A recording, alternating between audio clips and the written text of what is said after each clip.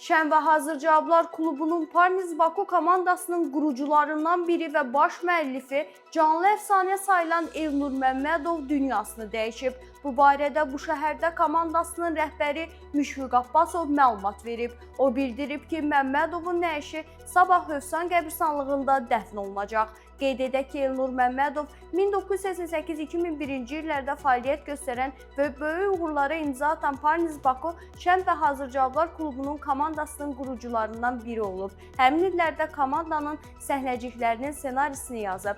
1990-cı illərdə böyük media şəbəkəsinə də rəhbərlik edib və geniş ictimai əlaqələrə və imkanlara malik olub. Karyerasının pik nöqtəsində içkiyə qurşanıb və getdikcə hər şeyini itirib. Ötən il 60 yaşı tamam olan Elnur Məmmədov illərdir bomş həyatı yaşayırdı və bir çox xəstəlikdən əziyyət çəkirdi. Sadiq dostlarının təkidlərinə baxmayaraq müalicə olunmaqdan imtina edib.